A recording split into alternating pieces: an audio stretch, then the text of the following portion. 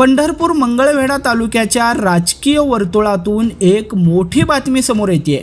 गेल्या विधानसभा निवडणुकीमध्ये दुभंगलेला विठ्ठल परिवार स्थानिक स्वराज्य संस्थांच्या निवडणुकीच्या निमित्तानं पुन्हा एकदा एकत्र येण्याची चर्चा आता अंतिम टप्प्यात आली आहे। आज विठ्ठल परिवारातील नेते भगीरथ भालके तसेच आमदार अभिजित पाटील आणि मनसे नेते दिलीप बापू धोत्रे तसेच कल्याणराव काळे यांची एक बैठक करकम मधल्या ग्रँड हॉटेल येथे पार पडली होती आणि याच बैठकीमध्ये सर्व विठ्ठल परिवार आगामी स्थानिक स्वराज्य संस्थांच्या निवडणुकीसाठी एकत्र येण्याच्या दिशेने पहिलं पाऊल पडलंय। या बैठकीमध्ये पंढरपूर नगर परिषदेसह पंढरपूर आणि मंगळवेढा तसेच माढा आणि मोहोळ तालुक्यातील स्थानिक स्वराज्य संस्थांच्या निवडणुकीबाबत एकत्रितपणे विठ्ठल परिवाराला कसं लढता येईल याबाबतची चर्चा झाल्याचं समोर आलंय। पाहुयात विठ्ठल परिवाराच्या या बैठकीनंतर भगीरथ भालके यांनी काय प्रतिक्रिया दिली आहे ते।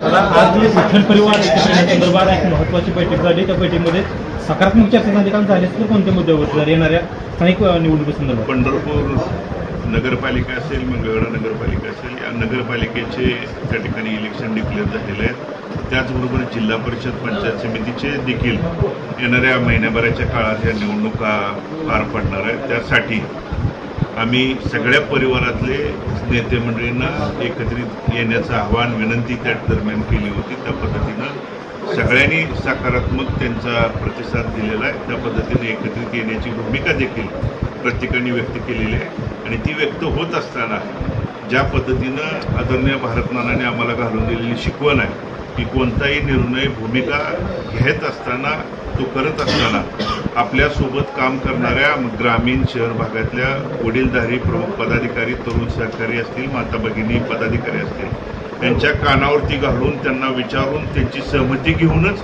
तो त्या ठिकाणी निर्णय घ्यायचा।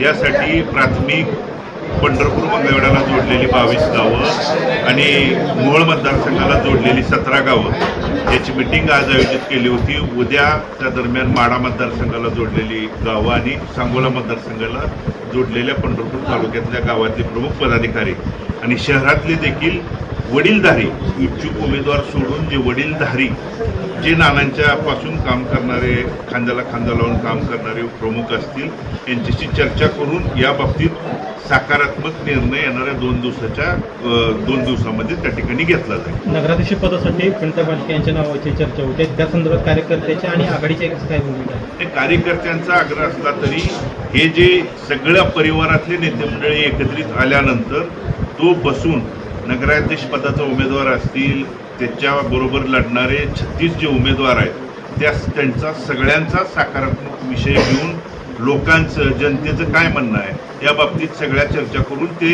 प्रमुख नेते मंडळी जो निर्णय घेतील त्यांच्यासोबत मी त्या ठिकाणी असणार। जर विठ्ठल परिवार एकत्र आला नसता तर अनेक बदल पाठीमागच्या ह्याच्यात पराभूत करणार, त्याचा परिणाम येणाऱ्या पुढच्या निवडणुकीमध्ये ज्या पद्धतीनं नगरपालिका होते जिल्हा परिषद पंचायतीमध्ये कसे बदल असतील? नक्कीच यापूर्वी देखील जोपर्यंत, कारण आमच्या परिवारात फूट पाडायची, भांडणं लावायची आणि वेगवेगळ्या सत्ता हस्तगत करायच्या हे काही मंडळींचं काम होतं, पण त्याला आळा आणि त्याला कायमचा बंदोबस्त करण्याची भूमिका आदरणीय भारतमानाने त्या काळात घेतली होती। तीच भूमिका सगळे आमचे परिवारातले प्रमुख त्या ठिकाणी एकत्रित येऊन करतील आणि जी चुकीची माणसं आहेत, ज्या आमच्यात त्या ठिकाणी वेगवेगळ्या भूमिका आहे, फूट पाडण्याचं काम करतात, ते त्या ठिकाणी ती माणसं एकत्रित येऊन त्या चुकीची माणसं आणि त्या सत्ता कायमस्वरूपी उद्ध्वस्त, मग नगरपालिका असेल, पंचायत समिती, जिल्हा परिषद या येणाऱ्या आगामी निवडणुकीत जे कार्यकर्ते आमच्यावर सोबत काम केलेल्या तरुणांना संधी देण्याच्या भूमिका त्या ठिकाणी व्यक्त करतात। दामाजी कारखान्यामध्ये भालके परिचारक युती पाहायला मिळाली, त्या युतीचे परिणाम पडतात, विरोध या ठिकाणी मूर्ती नाही, तो मंगळवेढ्यातल्या तिथल्या स्थानिकांच्या बाबतीतला विषय आहे। त्या मंगळवेढा तालुक्यात देखील निर्णय घेत असताना तिथले पदाधिकारी, इच्छुक उमेदवार, कार्यकर्ते आणि प्रत्येक गाव, जसं आज मी पंढरपुरात कोणती भूमिका घ्यावी यासाठी माझ्यासोबत काम करणाऱ्या वडीलधाऱ्यांना, तरुणांना विचारलं, त्याच बाबतीत मंगळवेढा तालुक्यात कोणती भूमिका घ्यायची, कशा पद्धतीनं सामोरं जायचं या बाबतीत अशाच पद्धतीनं गावोगावचे प्रमुख पदाधिकारी, वडीलधारी बोलवूनच त्या दरम्यानचा निर्णय त्या ठिकाणी घेतला जाईल।